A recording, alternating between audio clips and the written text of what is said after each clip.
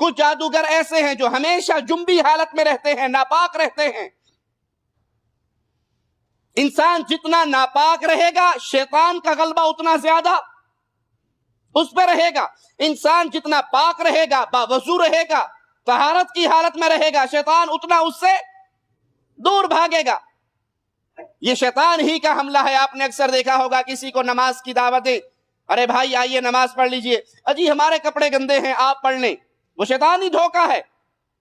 وہ سارا دن ٹیکسی چلاتا ہے لیکن نماز نہیں پڑھتا، کیوں؟ کپڑے گندے ہیں۔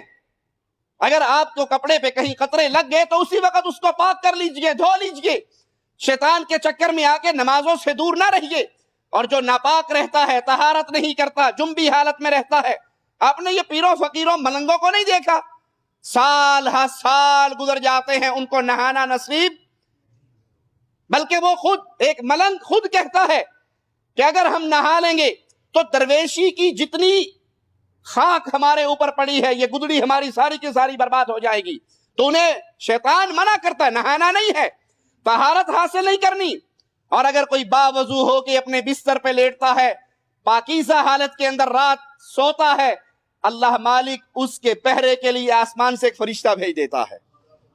اور جو ناپاک رہتا ہے، یہ انڈیا پاکستان کی سڑکوں کے کناروں پہ چلنے والے ملنگ، یہ مجنون جنہیں مجذوب کا نام دیا جاتا ہے، اور وہ جو چاہیں کریں۔ مجذوب وہ آزاد سنڈا ہے کہ جہاں مرضی منہ مار لے، جو مرضی کر لے۔ ہاں جی بابا جی پہنچی سرکار نے، کوئی گل نہیں، انہوں نے کچھ نہیں کہنا۔ اس ننگ دھڑنگ ملنگ کے سامنے ہاتھ باندھ کے کھڑے ہو جائیں گے۔ وہ ہمیشہ ناپاک رہتے ہیں تاکہ شیطان کو راضی کریں، پھر شیطان راضی ہو کے ان کی خدمت کرتا ہے۔